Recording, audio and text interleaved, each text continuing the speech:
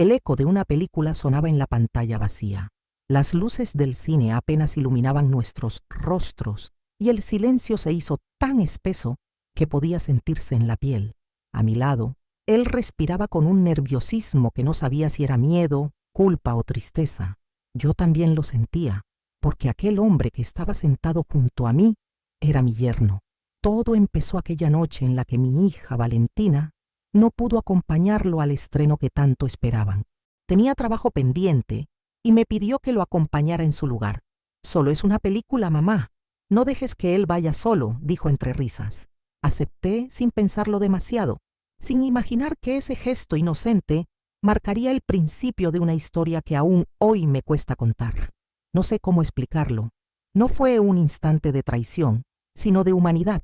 Dos almas heridas buscando refugio en el momento equivocado. Él, un hombre que amaba profundamente a mi hija, pero que se sentía invisible en su propio hogar. Yo, una mujer que había pasado más de media vida sola, dedicada únicamente a criar y proteger. A veces, la soledad se disfraza de bondad, y en ese disfraz nacen los errores más difíciles de perdonar. Mi nombre es Lucia, tengo 53 años. Perdí a mi esposo cuando Valentina apenas aprendía a decir su nombre. Un accidente de tráfico lo arrancó de nuestras vidas una mañana cualquiera, sin despedidas, sin tiempo para comprender. Desde entonces, cada amanecer fue una batalla. No podía llorar frente a mi hija, porque las lágrimas asustan a los niños. Tenía que ser fuerte, aunque por dentro estuviera hecha pedazos. Valentina creció sin saber cuánto miedo sentí. Trabajaba de día y estudiaba de noche. Cada moneda ahorrada, cada sacrificio era por ella. Nunca me permití volver a enamorarme. No porque no tuviera oportunidad, sino porque creía que hacerlo sería una traición. Mis amigas me repetían: «Lucia, aún eres joven. Deberías rehacer tu vida». Pero, ¿cómo hacerlo cuando toda mi vida ya tenía nombre y rostro? Cuando Valentina se convirtió en mujer, yo ya era una sombra de lo que había sido. Vivía por inercia, sin saber quién era fuera del papel de madre. Y cuando ella conoció a Miguel, un hombre amable, responsable, 8 años mayor que ella, sentí por primera vez que mi misión estaba cumplida. Él la cuidaría como yo lo hice. Me lo repetía cada noche para convencerme de que podía descansar al fin. Pero la vida, tan irónica, juega con las emociones más puras. Con el paso de los meses, empecé a notar algo distinto. No en ellos, sino en mí. Cada vez que Miguel me hablaba con ese respeto cálido, cada vez que me pedía consejo o me agradecía por haber criado a una mujer tan noble, algo en mi interior se removía. Era un sentimiento que no debía existir, pero estaba ahí, creciendo silenciosamente entre la culpa y el cariño. El día que Valentina trajo a Miguel por primera vez a casa, lo recuerdo como si fuera una fotografía descolorida. Ella sonreía, pero su mirada tenía una sombra que no supe leer entonces. Miguel, por su parte, se mostró atento, formal, educado. Sin embargo, su manera de mirar a Valentina revelaba una mezcla de ternura y distancia, como si entre ellos existiera una conversación pendiente que ninguno se atrevía a comenzar. Los meses pasaron, y la boda llegó demasiado pronto. Valentina estaba feliz, o al menos eso intentaba mostrar. Yo la observaba con orgullo, pero también con un dolor extraño. El tipo de dolor que sienten las madres cuando entienden que su hija ya no les pertenece al mundo que compartieron. Pensé que, al casarse, todo encontraría su lugar, que mis sentimientos se apagarían con el tiempo, como una vela que se consume sola. No fue así, y aunque me avergüence admitirlo, hubo un instante en ese cine vacío en el que comprendí que no era solo culpa, era algo mucho más profundo, no un deseo prohibido, sino una necesidad de ser vista, comprendida, recordada como algo más que una madre, como alguien que aún respiraba. Esa noche, mientras los créditos finales iluminaban su rostro, sentí que había cruzado una frontera invisible. No dije nada, pero dentro de mí supe que nada volvería a ser igual. Desde entonces, el silencio se convirtió en mi castigo, un silencio que pesa más que cualquier palabra.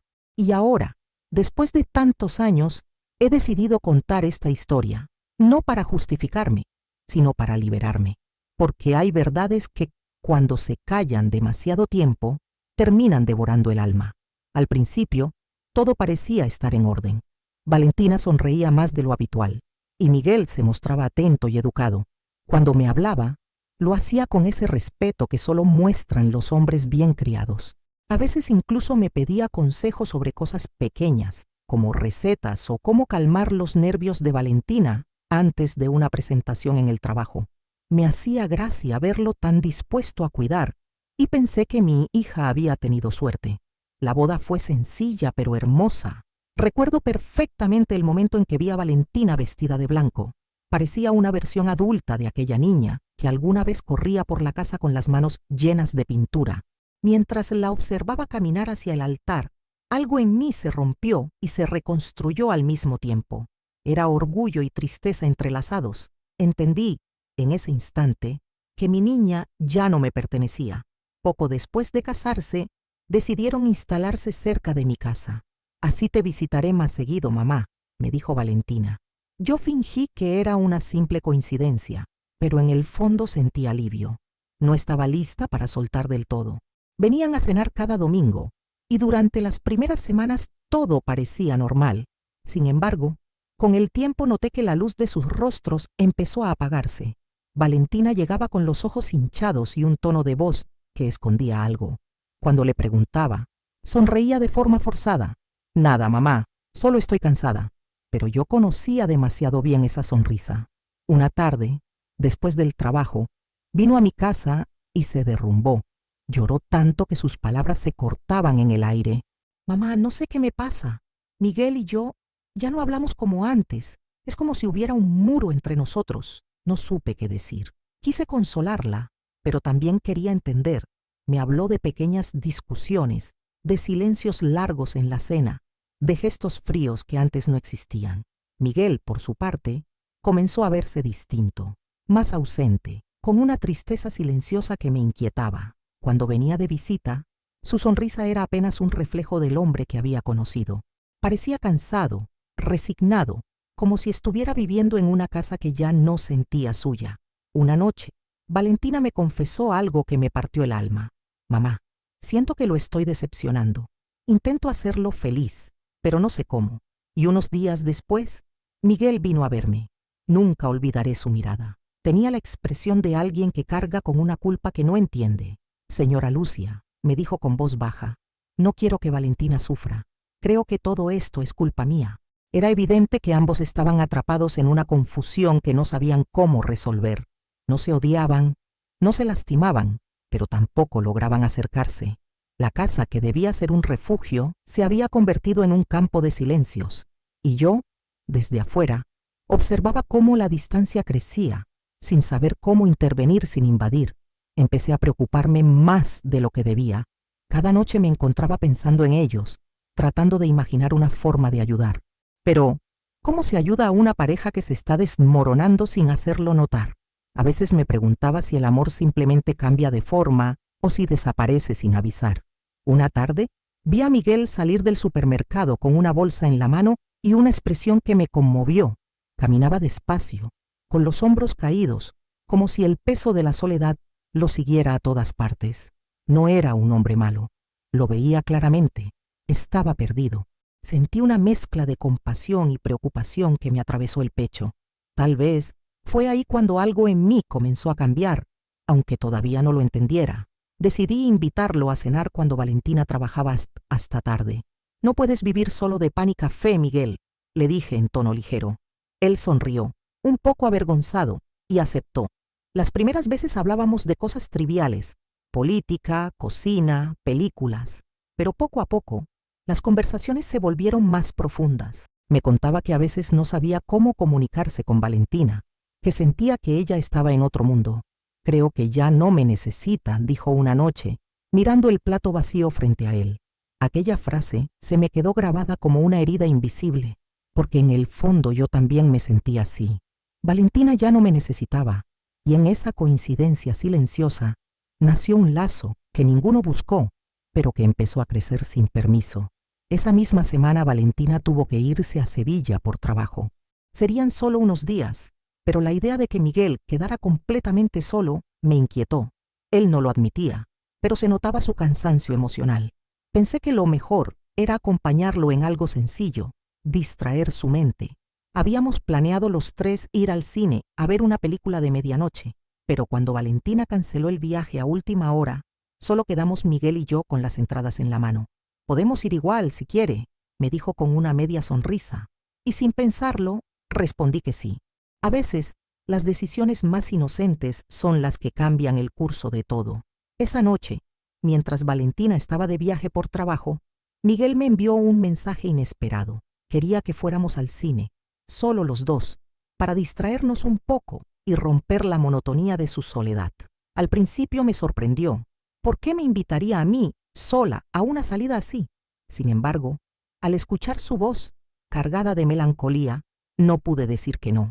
Se sentía desolado, y una parte de mí sintió la necesidad de acompañarlo. Cuando llegó a recogerme, Miguel estaba ligeramente más arreglado que de costumbre, pero su semblante seguía sombrío, tenso. El cine estaba prácticamente vacío. Éramos los únicos espectadores, un hecho que hacía que el aire se sintiera más pesado, más íntimo.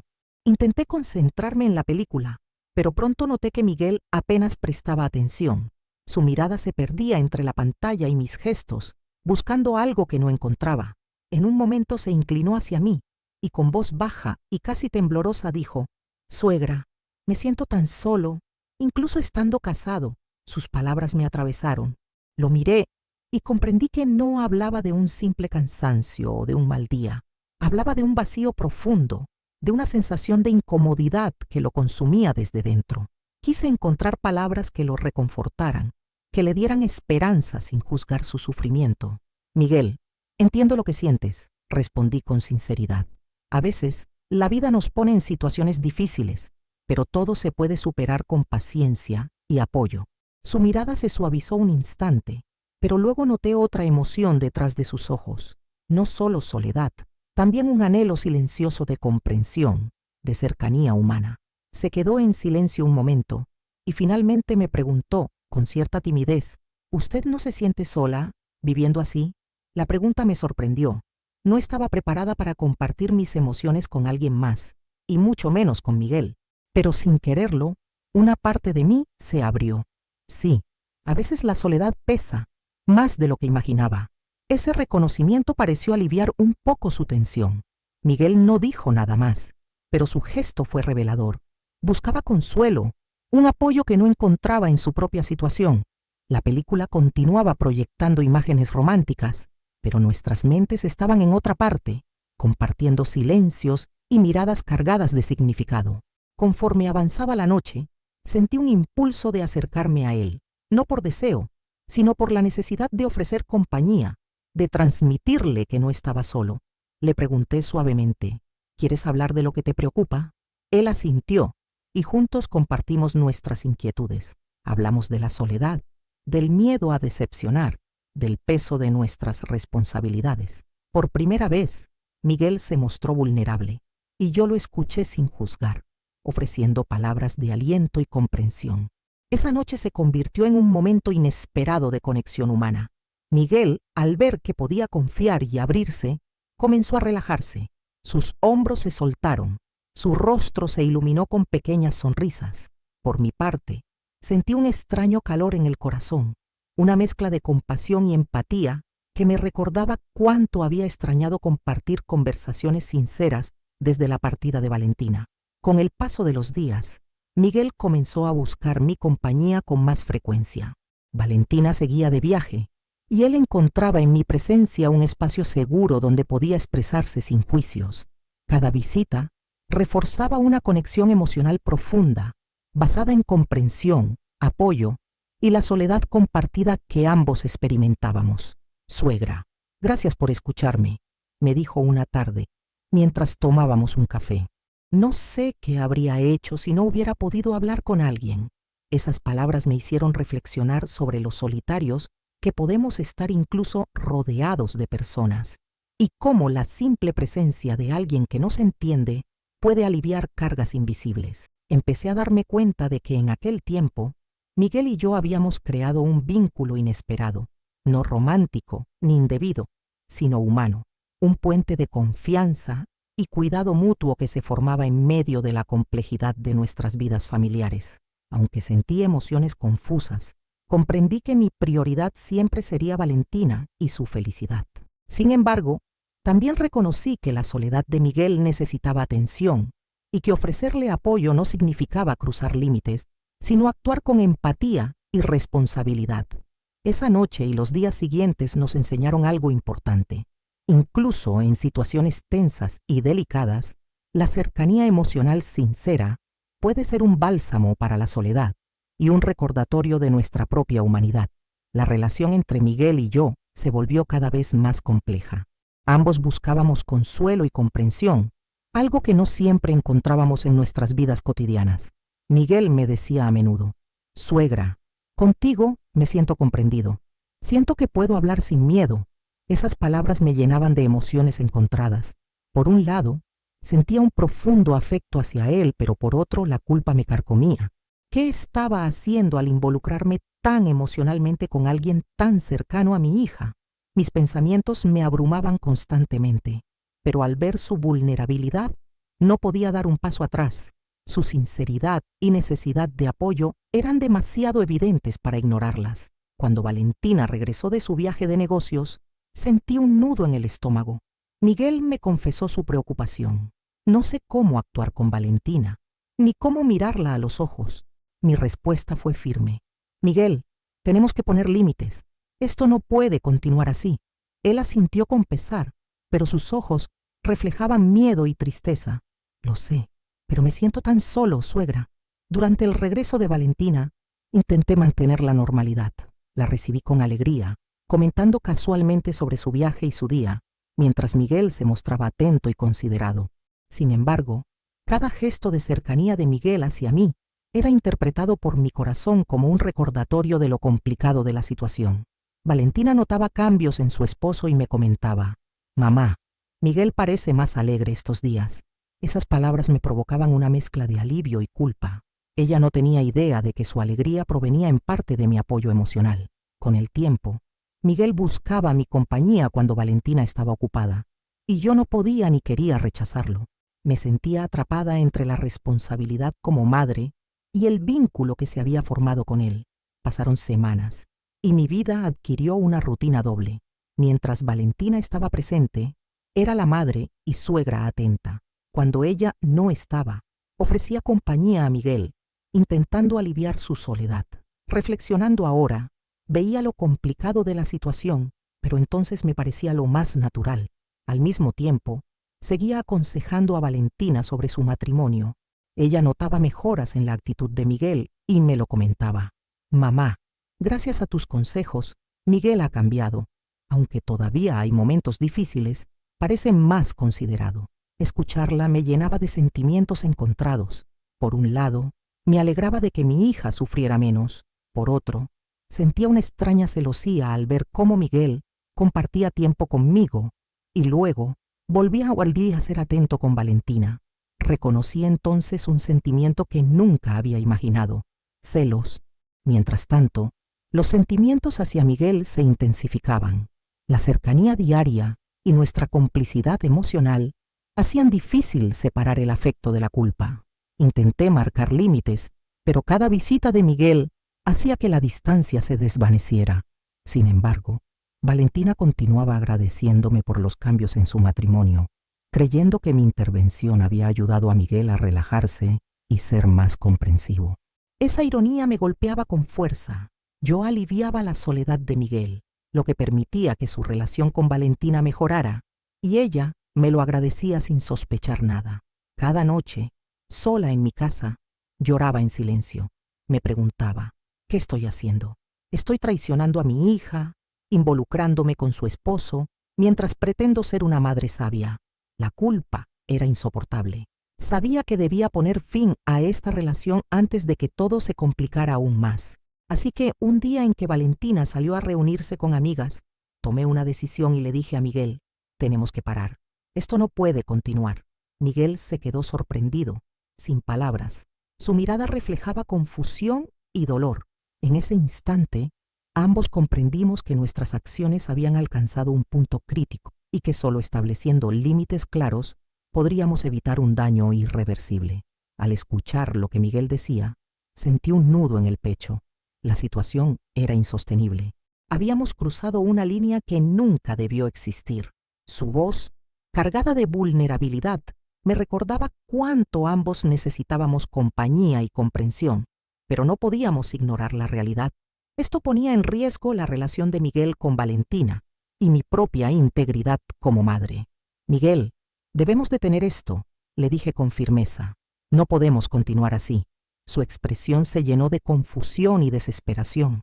Por un instante, sentí la tentación de ceder, recordando la cercanía y el apoyo que nos habíamos brindado. Pero el recuerdo de Valentina, feliz y confiada, me recordó la responsabilidad que tenía con mi hija. Durante días, Miguel insistió, buscando mi compañía y enviándome mensajes, pero me mantuve firme. Cada visita no respondida era dolorosa, pero sabía que era lo correcto. Con cada día que pasaba, entendía que para proteger a nuestra familia y restaurar el equilibrio, debía poner distancia. Fue entonces cuando decidí abrirme a la posibilidad de un nuevo comienzo. Un antiguo compañero de trabajo me contactó para presentarme a alguien nuevo. Al principio, la idea me parecía ajena. Después de tantos años sola, me cuestionaba si podía abrir mi corazón de nuevo, pero comprendí que para cerrar este capítulo con Miguel, necesitaba dar un paso decisivo. Esta nueva persona, de mi misma edad y también viudo, parecía amable y confiable. Con el tiempo descubrí que su compañía era cómoda y estable, aunque no despertaba la intensidad emocional que sentí con Miguel. Sin embargo, eso no era lo importante.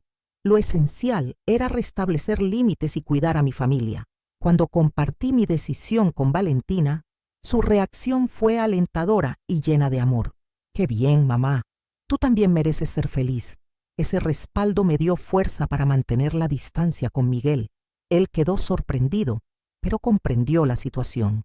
Con el tiempo sus mensajes se hicieron menos frecuentes y yo me mantuve firme, asegurándome de no abrir viejas heridas. Gracias a este cambio, la relación entre Valentina y Miguel mejoró. Ambos comenzaron a comunicarse mejor y a valorar su vínculo sin interferencias externas. La felicidad de mi hija se convirtió en mi mayor alivio y finalmente, cuando me contó que estaba esperando un hijo, sentí que todos los esfuerzos y decisiones difíciles habían valido la pena. A veces pienso en Miguel y en la intensidad de esos días.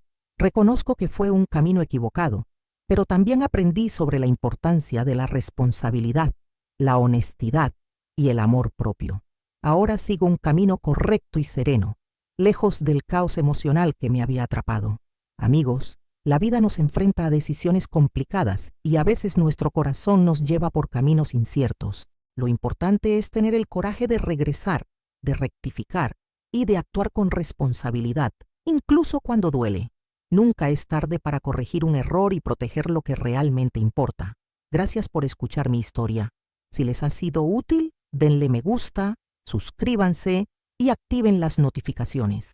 Compartan sus pensamientos y experiencias en los comentarios. Recuerden, la valentía no es no equivocarse, sino aprender a volver al camino correcto.